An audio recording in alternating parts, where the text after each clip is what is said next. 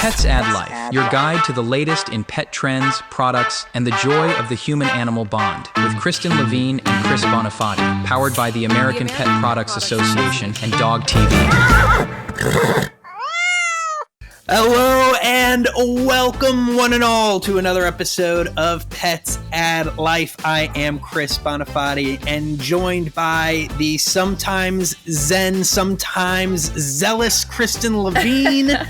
Kristen, how are we doing today? I'm doing great. I thought you were going to say zany. No, I would actually never. Would not be fitting. I would never compare you to a Looney Tune or an Animaniac. Remember the Animaniacs? No. They were like the little dog things that lived in the Warner Brothers water tower. It was like a late 80s, early 90s cartoon. Okay, yeah. I know what you're talking about. They were zany. Yeah. I'm more of like a Wile E. Coyote, Roadrunner kind of Foghorn Leghorn fan. Film. Oh, no.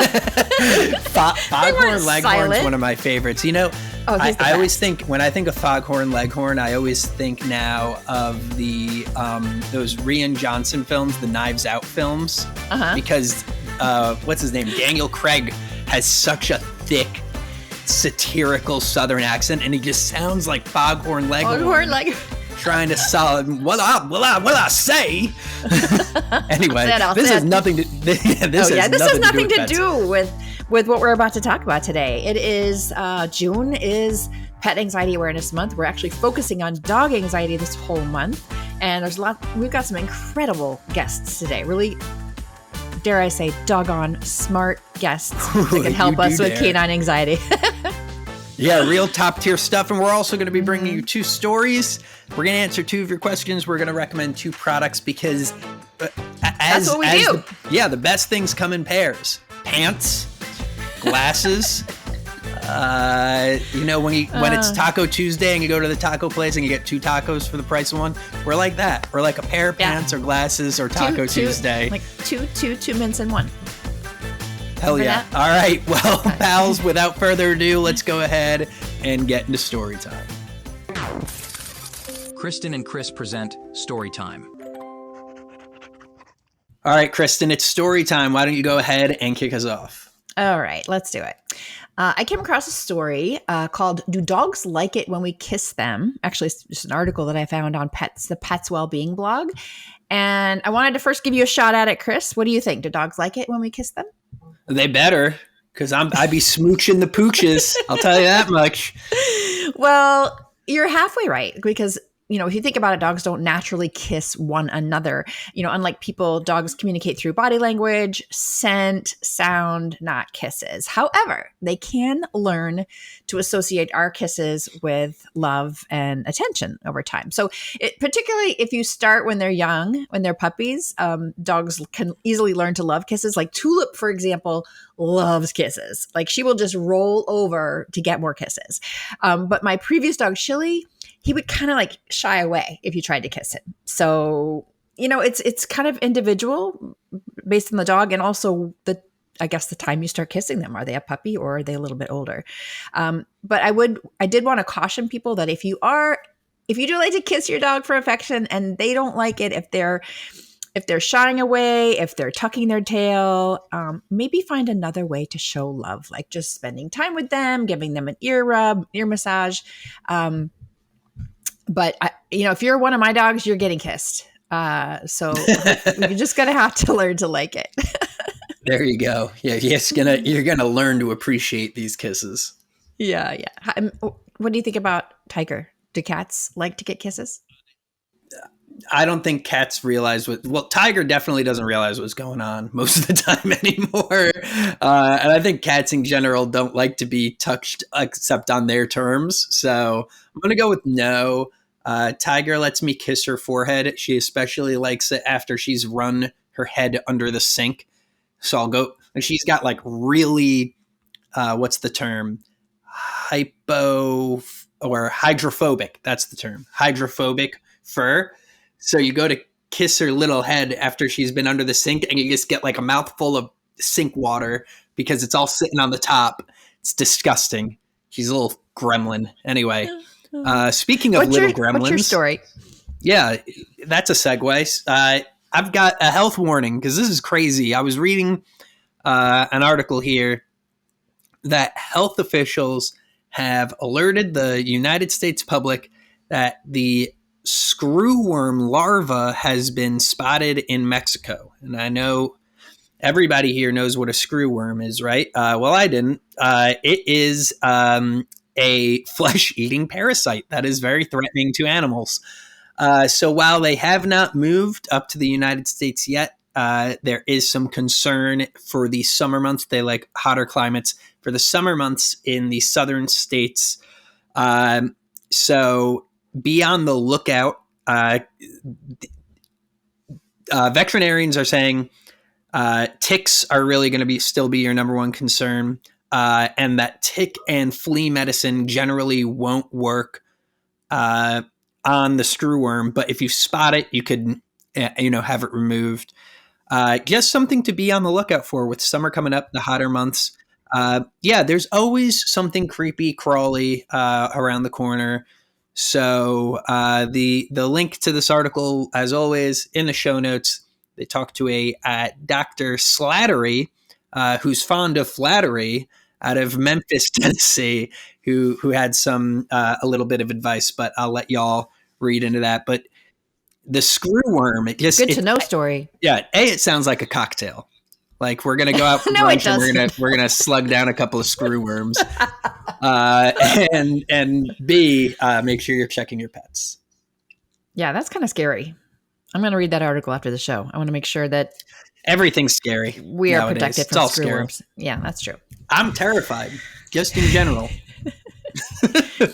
Well, you're terrified, and some dogs are terrified of things like fireworks, thunderstorms, going to the vet, and lucky for you, if you have a dog that's terrified or anxious, we're going to talk to two really awesome guests today. So stick around for that.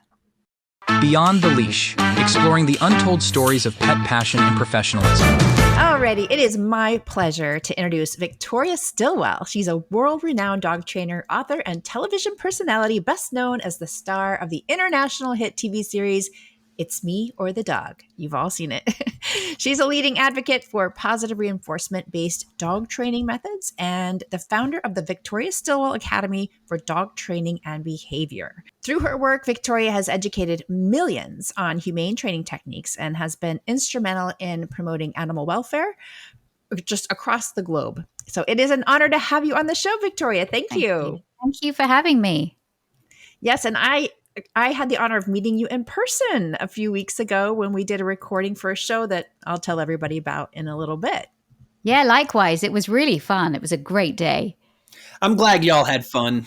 Yeah, too bad you weren't there, Chris. Sorry, Chris. There's a reason I'm not invited on that show, and it's in the title, but we'll get to that later. Okay. Hey, Victoria, I just wanted to start out by asking this question because I just learned this last week that you actually started out in an acting career. And I would love for you to tell us how you shifted from acting to becoming a world famous dog trainer.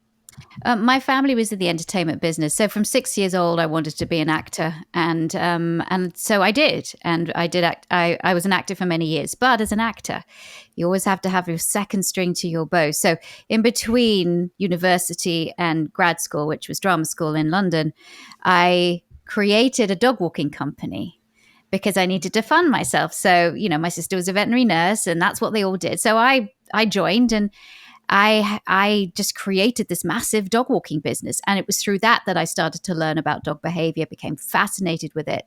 And I did both actually for a while, acting and dog sitting and dog walking and dog training. But then really dog training took over my life. I would go to auditions and think, come out and go, well, that sucked. And then I would then I would go to a dog training and come out and go, gosh, that was amazing. And I really remember stopping on the streets in Manhattan because I had a training business in Manhattan called Dog Trainers of New York. And I remember coming out and going, somebody is trying to tell me something. I think I'm going to do this full time now. And I did. And since then, I never looked back. Wow. Yeah, that's absolutely fascinating. I love just in the pet industry, all the twists and turns that lead people and then they never leave. Yeah. They get into the pet industry and then they're stuck. But, these episodes that we've been doing lately, Victoria, have been about pet anxiety, because Pet Anxiety Awareness Month here in June. And while we have you here, someone with such a keen eye, such an expert, some might say, I wanted to ask you about some of the common signs of anxiety in dogs that owners might overlook, they might not catch. Yeah, well, there's so many, but I see a lot of the anxiety issues manifest in behavior that looks like other stuff. So if you've got an animal in a certain situation, a dog in a certain situation, it might yawn a lot. It might start sniffing more than it normally does. It might start itching. It might start licking its lips. It might avert its eyes, turn its head away, turn its body away. Restlessness, that can show that your dog is just not comfortable. And then, of course, there can be vocalizations as well, as like whining, sometimes barking. That can be because of anxiety, and other things besides. So those are kind of more of the subtle signs, the yawning, which might be misinterpreted, the lip licks, which might be misinterpreted, and just a general disquiet, maybe going off their food a little bit, things like that. That's kind of key things that I look for. Yeah. And so, Victoria, what is the role that positive reinforcement plays in helping to manage any anxiety-related behaviors? It's essential. And, when we always think of like how we're going to deal with anxiety or how we're going to train it out of the dog. You don't train anxiety out of anything, let alone a dog. So our approach is, number one, first of all, if we know the dog has anxiety of any kind, we look at their environment, we look at how they interact with people around them, and we go, are you safe? And do you feel safe? And are people safe around you? That's number one. The second thing I look at is, what are your needs? What do you need? What does your family need? And then I try and bridge the gap between those needs so that everybody is comfortable. The third thing I do is relief. How can I provide you with relief right now? Provide your people with relief right now. And then the fourth thing I do, after all of that is in place, then I go, how can I now help you in different situations feel better? And that's how I deal with it. But I always, if I have it like if I think the anxiety is extreme enough, I'm working in tandem, hand in hand with a veterinarian or a vet behaviorist. I think that's really important. Yeah, I think that's all really great advice. And, one of the things that's great news is that rescue dogs are incredibly popular right now. A lot of people are, doing the adopt, don't shop. But there is a second edge to that sword in that dogs that need to be rescued often come from trauma. And that trauma comes loaded with anxiety and adjustment issues and separation anxiety, all this baggage that they come with. So what strategies do you recommend if somebody rescues a dog and they're having some issues adjusting to a new home? Yeah, and my number one thing to them, I always say, is do less, because I think when dogs come into people's homes and they are excited to have a new being in their home, then there's more people around. They might take the dog out a lot, and I'm like, please give your dog time just to be. So do less and just be. And if you can just be with your dog and allow your dog to have time to get used to their surroundings, you're going to have a dog that right from the word go sees that area as being an area where they can be comfortable in, where there's no threat, where and in many ways, if you think about it, you're taking dogs from shelters or from rescue situations. There is trauma there. And so with any kind of trauma, you've got to go slow. So don't do too much too soon. But also don't do nothing. And so that's where right away we can teach dogs things. And I don't do training. I don't teach skills like sit and down and any of that stuff. Because a lot of the stuff that we're teaching dogs is stuff that confines them into positions. It's actually not what natural dog behavior is. I find what a dog likes to do naturally. And yeah, there are some dogs that like to lie down. They feel comfortable in certain situations lying down. Well, then I might capture that behavior. But I'm going to teach dogs certain skills. I call them coping strategies. And so depending what the dog needs, then I build those strategies. And I see the dog and the person, the guardian, they're a team. And so that's how I do it. So and sometimes dogs are not going to, sometimes it's going to be a tricky road, but that's where behaviorists like myself come in, is that we can help you.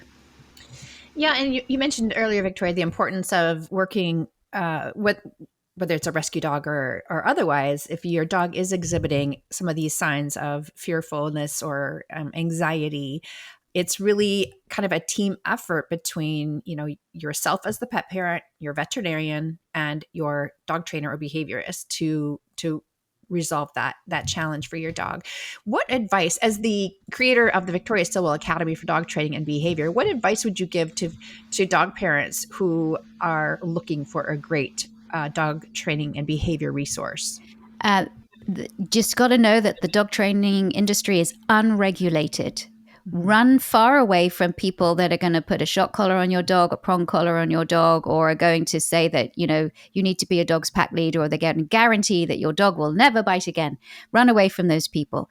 You want a certified professional dog trainer, certified by the Victoria Stilwell Academy, or there's some other great academies out there, and do your research. Do your research about them. Do your research. Do they have former clients that you can speak to? Do they have professional references? And then what is that academy that they have graduated from? We at the VSA, we hold our students up to a very, very high standard before they can even graduate. So we certify them when we are comfortable that they can do the job. So that's my advice, is to anybody that comes on and says that, that you've got to dominate your dog in any way, or your dog is being nasty. These are the questions you need to ask of, like, what do you do? What would you do with my dog if my dog didn't listen to you or behaved aggressively to you, or what would you do? And the answer to that is quite telling. So I always say, do your research and avoid those fancy marketing strategies of maybe some of the punitive trainers out there. Yeah. I think it's so cool that you have an academy. I think that's so cool. I want an academy. I want a Chris Bonifati podcasting academy where I teach people commitment to the bit, things like that, how to ask really stupid questions, how to ask really interesting questions. So I aspire to one day reach your level. And I want to talk a little bit about, I have this deep interest in rescue and foster. Me and my family, I'm 32 years old. We've never bought an animal. We've always adopted. And you've been deeply involved in animal rescue. You fostered a lot of dogs. How has that changed you? I mean, we always say that the animals we welcome into our lives change us. They shape us into the people that we are now. When you foster, you have so many more animals coming in and out of your home.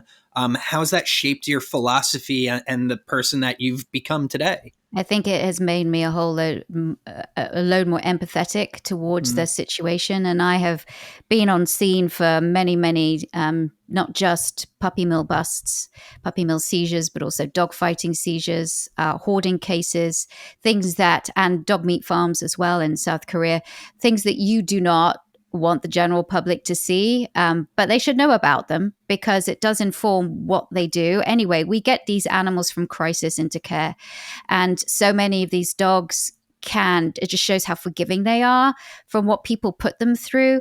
And I have fostered, my husband and I, when we were first in Manhattan and I was training, we fostered 40 dogs in the 2 years we were there. We had a tiny 1-bedroom apartment, but we had fostered dogs and cats, I should say. I mean, not all at the same time, but we did. And fostering, however difficult, he's got videos of me crying each time an animal leaves. But I was also crying because I was so happy that they found a home. So I think fostering is one of the best things that you can do for dogs. If you don't want to have your own dog, well, then foster, because you're really helping an animal out. Yeah. Yeah, 100%. And sometimes when you foster, that dog does become your own. Yeah, sometimes.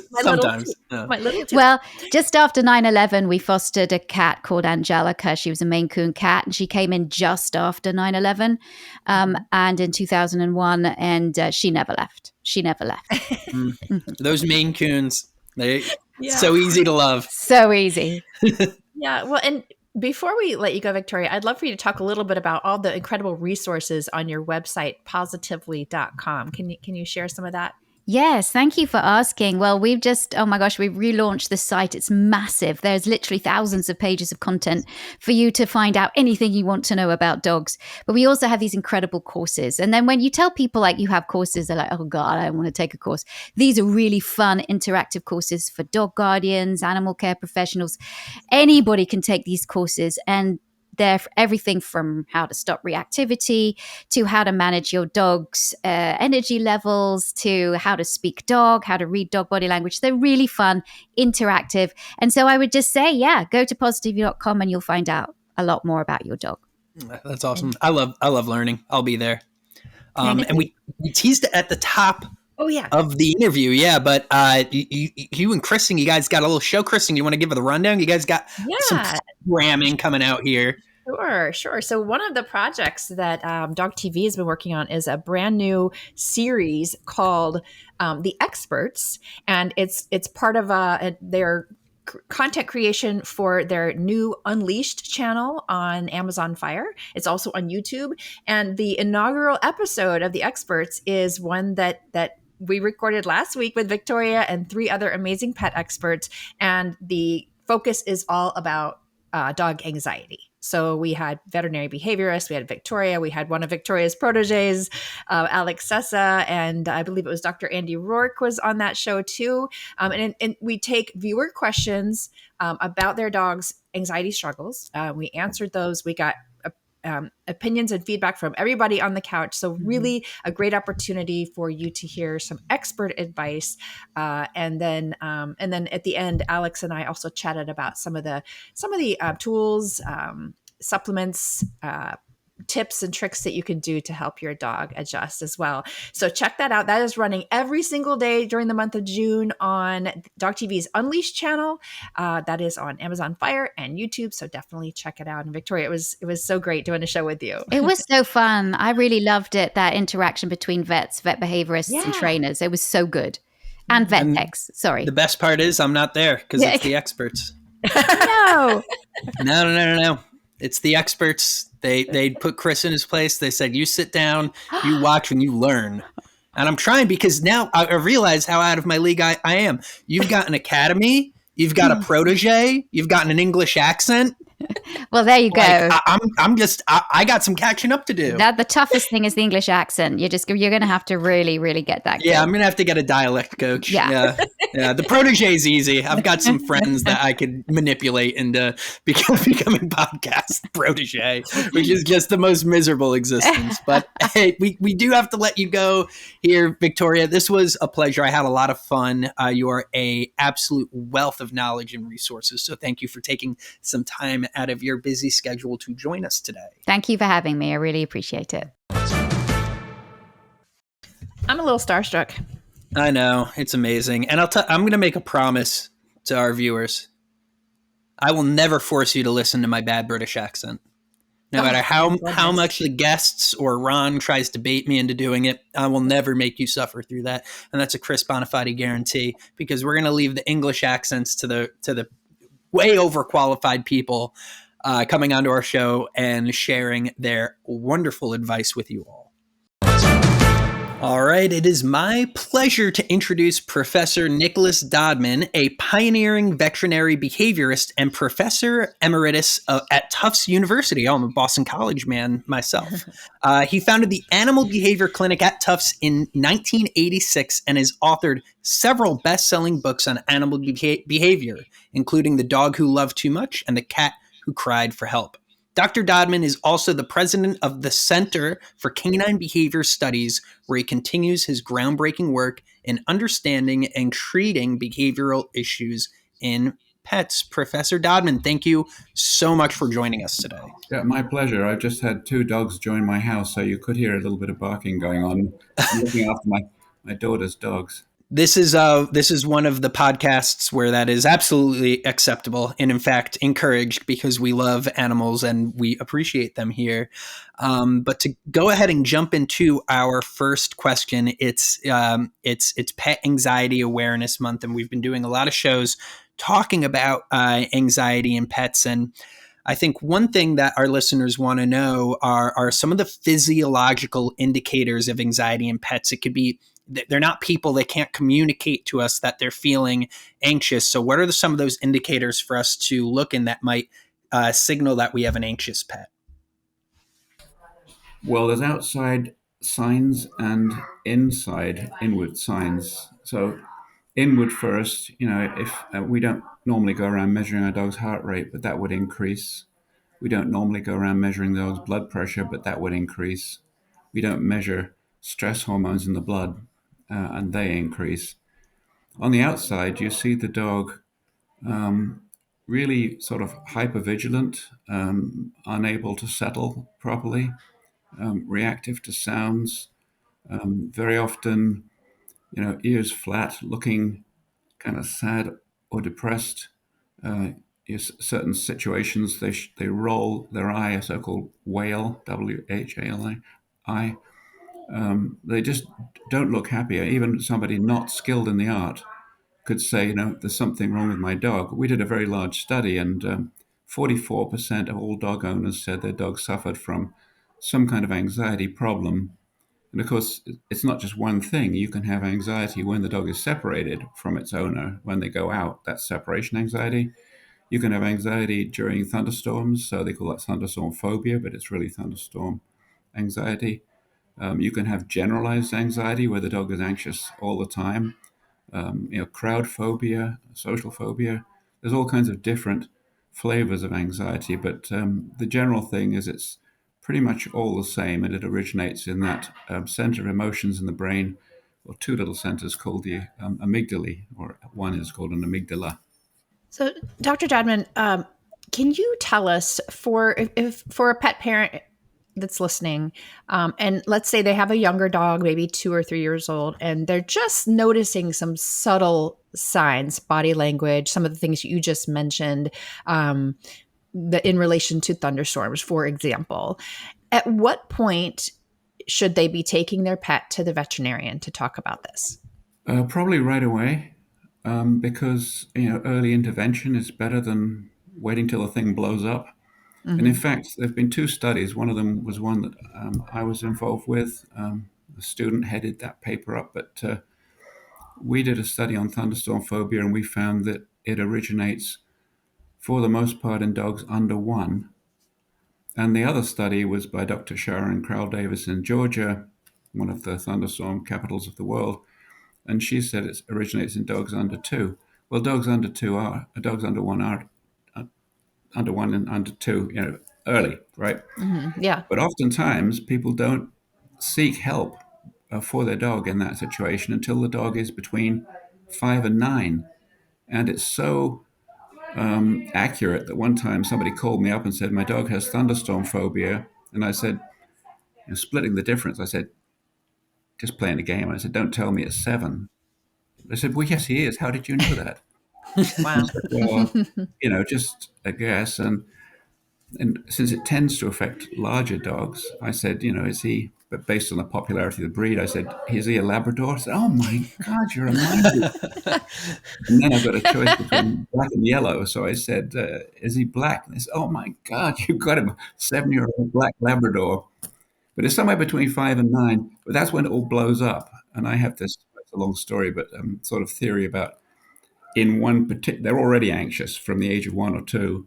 But somewhere in the middle of life, there's a cataclysmic occurrence, maybe a static electric shock they get through their very sensitive nose, that then terrifies them. That would be called fear, augmented startle reaction. And all of a sudden, they're a basket case. Now they start to really act out, destroy property if the owner's not there, seek the owner's company if the owner is there. If the owner isn't there, they're the ones, we call them the jumpers. They will jump from a window, even if it's 1, 2, 3 stories high. And if they're not hurt on the descent, they will then run into the next town. So we advise them to fit collars and tracking devices and have the dog marked so that they can be identified, not put down before they find them. So it's a real mess. But I think it's better to address it early on, to try, these desensitization programs they talk about, playing tapes and all that kind of stuff, it really doesn't work once the problem is in its magnified state. But if you start early, playing tone down sounds of thunderstorms and engaging in fun activities, chasing a ball, giving food treats, clapping your hands, squealing with laughter, and generally make little of it, and then crank the volume up. Maybe you could head it off at the pass if you did that, but also providing a dog a safe space to go so they can get away from it if they want to. A little bit like the people in the Midwest with the tornado bunkers. They hear the warning, they go down the bunker, and they feel safe. Yeah. So there's also, that you talked a lot about some of the non-pharmaceutical solutions, but there are some pharmaceutical solutions out there. Can you discuss what options pet parents may have and some of the things they may want to consider before turning towards pharmaceuticals to treat anxiety? Well, the best thing is really this tornado bunker that I was talking about. So if you have, if you don't, there's another way around it. But if you have a basement in your house, you might make sure it's, warm and dry, and preferably there's a nice carpeted area, a dog bed, some food treats. As soon as the storm starts, you go down there with them, you play with them, they play chase. You block out the light from the windows. You might play bioacoustic music, the kind that you find on dog TV and you can download. So you've got this wonderful music, sort of, the sounds are already attenuated because you're in, concrete bunker, the basement, and there's no sign that you can't see or hear the rain, you can't see the lightning, I can't hear the rain. So you're in a safe place, and there's a warm, safe place, and I've trained dogs to do that, and they'll actually take themselves off down there. But there's also the possibility, it's milder than drugs, of using kind of aromatherapy. And there's a number of different compounds that can be used in that same safe space. By the way, if you don't have a basement, you need to find some other place in the house that you might want to soundproof in some way and have blackout blinds and stuff like that. And you play the music loud enough to drown the sounds of the outside. It can be done. But one of the sort of aromatherapy treatments could be lavender. And there has been a couple of studies on lavender, and they were pretty well done. I read one of them in detail. There was one about you take a rag and you soak it with lavender oil. You put it in a car for dogs during car travel, calms them down. There was another one in shelters that shows that they are much calmer in a shelter when they're smelling lavender. Because think about it, a dog's primary sense is smell, really. And it's actually astronomical in the sense that, we have 12 billion smell receptors, or 12 million smell receptors in our nose. A cat has 125 million. A dog, average dog, has like 600 to 800 million. Some scent hounds, it's been estimated, have 1 to 4 billion. They can smell cancer. Just recently this week, they've now been noted they can detect lymphoma. They can detect bladder cancer. They can detect melanoma.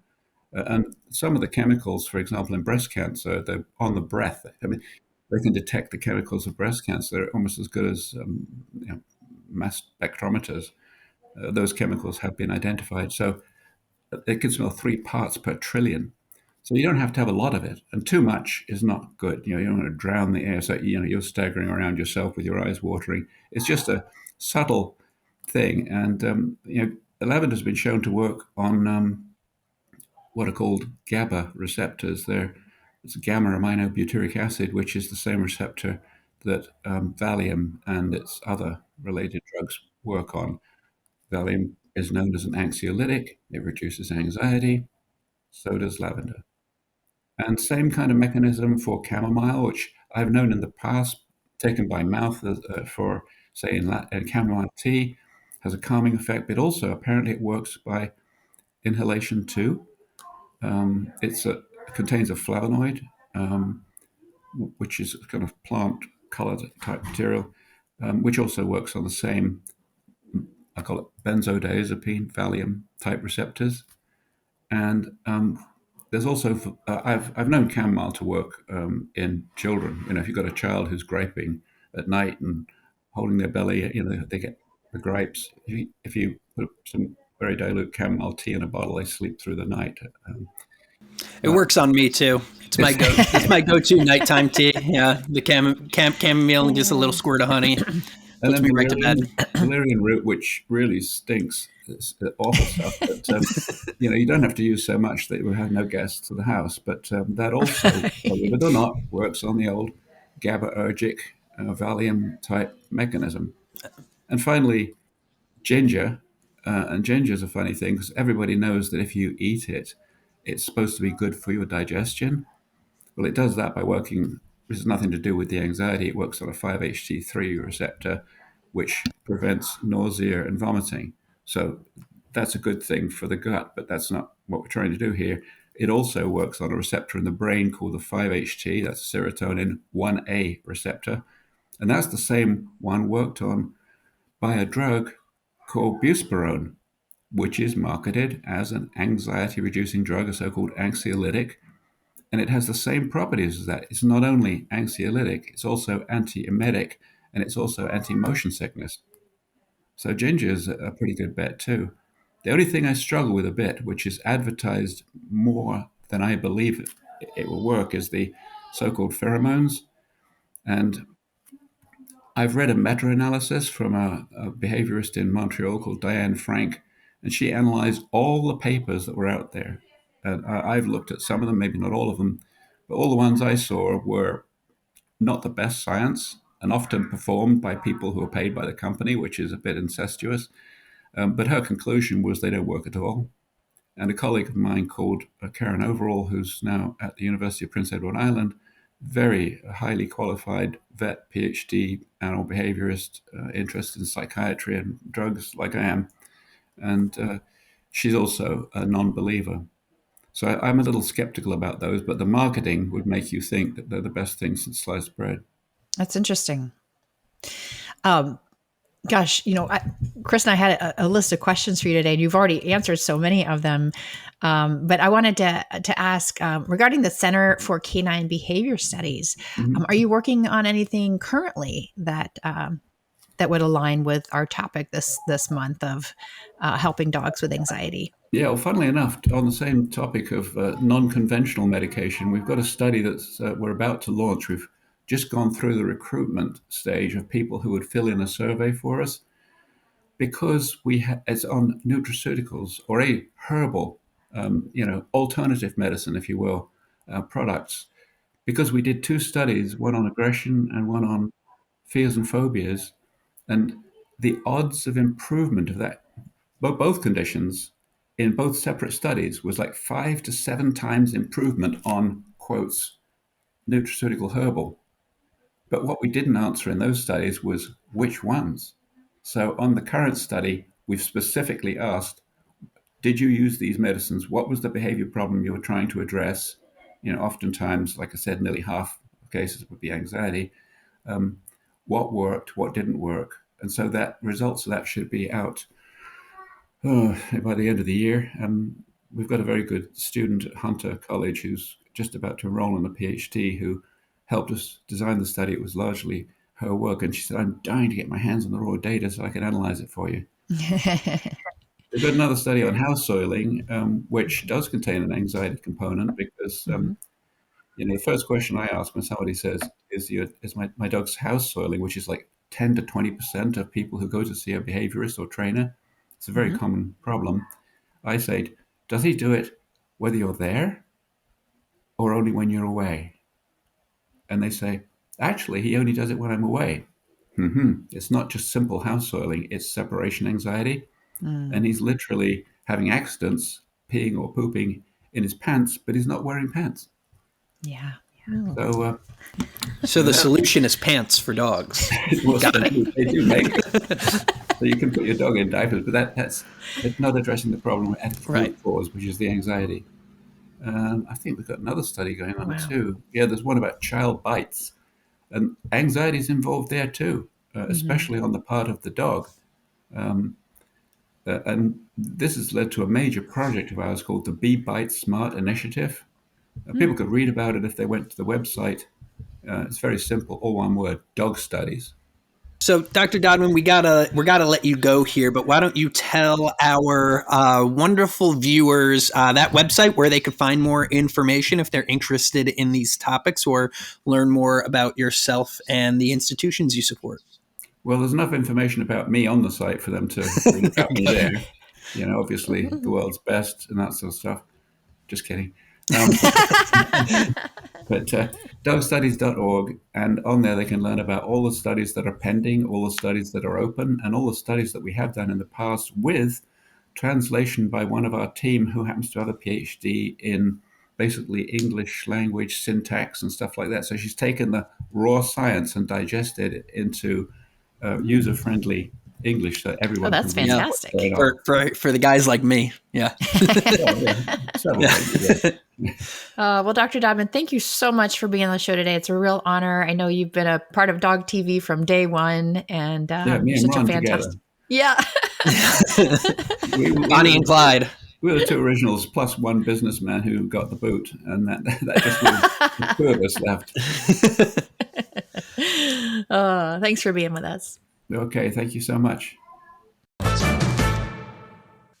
Wow, he was as brilliant as I hoped he would be. He was brilliant, and I use this term a lot, but I really mean it here. Dulcet tones, truly dulcet tones coming out of that man's voice. He is the dog anxiety expert, and he is the solution because his voice is so calming. I'm sure he could take even the most anxious dog and bring them back down to earth. Some real nuggets in there. So if you are looking for actual solutions, if you're that type of listener who just kind of fast forwards through the guest stuff because you just can't get enough of Chris and Kristen, and you're listening to me now, go back, listen to this one. He's not just talking about himself. He's giving some really great advice, and he's handing it out for free on the Pal Podcast. Yeah. The product of the week. All right, Kristen, time for the product of the week. And I'll kick us off real quick. With the summer months coming up, you may be wanting to hop on a plane, get to somewhere tropical, get a frozen drink in your hand, and you may be thinking, I'm taking my doggo, I'm taking my cat. So I did a little research on some new carrier bags that are airplane pre-approved. They're going to fit under the seat. So if you have a cat or a small dog and you want to take them on the plane, these are pre-approved by almost all United States domestic airlines. It is the Sherpa carrier. And what I like about it is a few things. Is it's soft. So like when you use a hard carrier, if it doesn't fit, it doesn't fit. Right? You can't make it fit. I mean? Yeah, you can't make it fit. So you can sort of wiggle the corners down and stuff and get it under. It comes in 3 different sizes, all of which are going to fit under the standard domestic plane seat, coming up to about the biggest being 19 inches long. And it is mesh and see-through and has a cleanable lining pad on the bottom in case you've got a nervous Nelly on your hands who has a little accident. But nonetheless, I guess think sometimes simple is best with these carriers. You want to be able to see the pet. You want to make sure they have enough air. You want to make sure they could see you.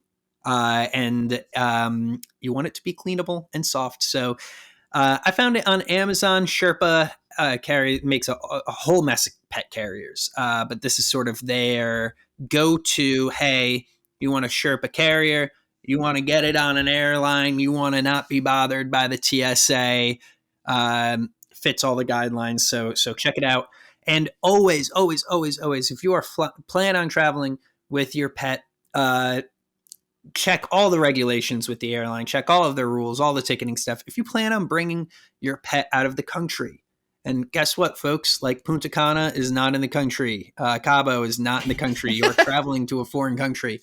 Check what their regulations are. You may have to fill out a form. You may have to bring proof of vaccination to get your animal through customs. Okay, so know before you go. That's great advice. And I mean, what could be worse than showing up at the airport with your pet and a carrier that is not regular, doesn't meet the specifications? So yeah. I love that product of the week. Sherpa, check them out. Okay, so what do you got for us, Kristen? My product of the week is kind of in line with what we've talked to our guests about today. If your pet is if you know that your pet is anxious, your dog is anxious about storms or the upcoming fireworks for the July 4th holiday, or maybe they have separation anxiety, it's so important that you talk to your vet, that you take them to see your vet, because there are a lot of things, and not just medication, things other than medication that can be helpful. But, I think a lot of times we hesitate to take our pets to the vet just because we want to avoid a vet bill. And we think, oh, I can handle this, or, oh, it might go away. But that's not what's best for our pets. There are, in my opinion, there's 2 ways to avoid having to worry about an unexpected vet bill. And number 1 is to be disciplined enough to have like a savings account set aside for things like that. If you're like me and you're not that disciplined, then you should seriously consider pet insurance.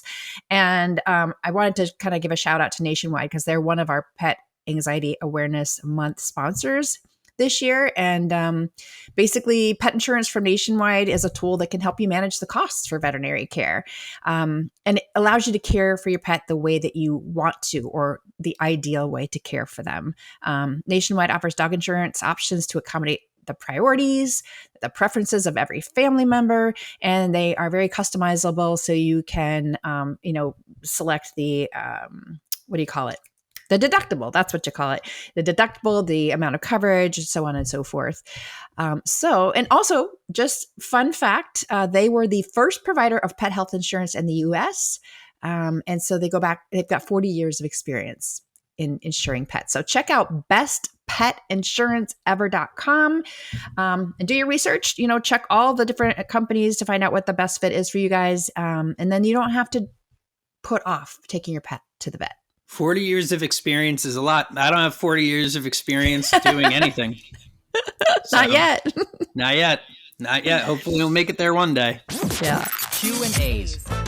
All right, Kristen, it's time for our favorite part of the show. That's right. We're going to answer 2 questions from our beautiful audience. And I mean that dearly. If you listen to the show, you are a beautiful person inside and out. And beautiful people, I know what you're thinking. You're beautiful and curious, and you need to know, how do I get my burning questions answered by Chris and Kristen? Well, for this episode, you don't. We have a little bit of a curveball. We'll get into that in a second. But if you want your question answered, head on over to petsaddlife.org/podcast. Or if you are feeling as brave as Chris venturing into Mexico to kill all the screwworms, then you can record a voice. Yeah, that's what I'm going to do. I'm going to take a leave of absence to Indiana Jones my way through Mexico, slaying all the screwworms like they're World War II Germans. I forgot where I was. Leave a voice memo. We'll play it on the air. But Kristen, we're doing it a little different this time. So why don't you explain to the good people what they've gotten themselves into? Sure. Well, normally, Chris and I take turns answering your questions. We'll do 2 questions each week. But this week, since we pulled a couple of questions from our listeners that were fitting into the expertise of our guest today. So we're going to let Dr. Dodman and Victoria answer the questions for you. So you're getting like the creme de la creme of experts answering your question today. Yeah, absolutely. I mean, I read this question and immediately thought like, oh man, Nick's going to have to answer this one. So I'm going to go ahead and read that question now, and then we're going to tag in Mr. Nick. So that question comes from Mark T., Seattle, Washington. Thank you for your question, Mark T. Mark asks, my 5-year-old border collie has started exhibiting compulsive behaviors like tail chasing and excessive licking, especially when left alone. Could this be a sign of underlying anxiety, and what steps should I take to address it? Yes, it is a sign of anxiety. And, when a dog's caught in a sort of pressure cooker of life, like a dog who's very bonded to its owner and then finds itself alone, there's stress. And in the stress, they're forced to act out. And sometimes those actions, like destroying things, barking, even chasing the tail and such like, those can be expressions of the dog's anxiety. So the treatment really is to address the separation anxiety. And I normally do that through a really tremendous environmental augmentation, including putting on my old friend Dog TV, which has visual and auditory components to try and entertain a dog, there's also things like food puzzles. You try to appeal to all the five senses of the dog. But being a border collie, that's a dog of very high energy that loves to chase. And there's nothing for him to chase apart from his tail. So one client of mine who had almost the same situation as you just talked about, I said, of course, the ideal solution would be to enroll him in border collie herding classes, not thinking he would do it. So he went out to Western Massachusetts. He found a guy that did border collie training, enrolled his dog, and the problem just disappeared. So when you engage in a natural behavior, when you escape from the concrete jungle, from the anxiety and the pressure cooker of life, and start engaging in natural species typical or breed typical behaviors, all the stresses of life seem to melt away. In other words, all dogs need a job. Fantastic answer. Well, Mark T, there you have it from the Nicholas Dodman, Dr. Nicholas Dodman. Fantastic. Thank you for sticking around to answer our viewer question. Yeah, no problem. I like being here. Thank you for having me. All right. And we are so fortunate to have Victoria Stilwell to answer our next viewer question, viewer, listener, whatever, either way. Rachel K from Portland, Oregon. She asks, my 4-year-old rescue dog becomes extremely anxious when I prepare to leave the house. She starts pacing, whining, and sometimes even tries to block the door. I've read about desensitization and counter conditioning, but I'm unsure how to implement them effectively. Could you please provide guidance on how to use these techniques to help her feel more comfortable when I depart? Okay, that's a very long question to answer, but Huge. Essentially it is huge. So the most important thing is to video your dog or to be able to watch your dog on camera. How long does this last?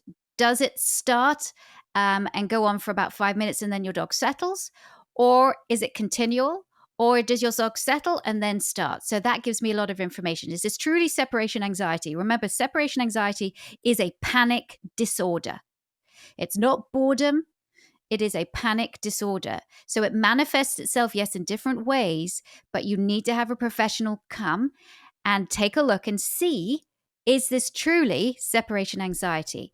Now, fortunately, there are many professionals now, they're called CSATs, Certified Separation Anxiety Trainers, and they do virtual consultations, and they will take you through a desensitization and counter conditioning protocol. This takes a long time depending on the kind of issues that your dog has. But I don't think separation anxiety, and certainly something as complex as desensitization and counter conditioning, can be done without a professional. And so you would need to have them come to, or not even come to your place, be online, because they do all of their stuff, consultations online. There's really, if your dog's got separation issues, there's no need for a trainer to come to your house, though some trainers prefer to do so. But they can, literally, they have saved hundreds, probably now thousands of dogs, these CSATs. So yeah, it's long-winded, but generally desensitization is when you desensitize a dog to something they've previously been sensitized to, and counter conditioning is when you teach a dog to feel differently to a certain situation than they are feeling at that particular moment of time. Well, you heard it here first. When the expert tells you to call the experts. There's only one thing you should be doing there, Rachel. Get on the phone. Be brave. Yeah, If you're a millennial like me, you're probably nervous picking up the phone and calling somebody. You gotta. Because this isn't a quick fix, and this does take an expert to help you.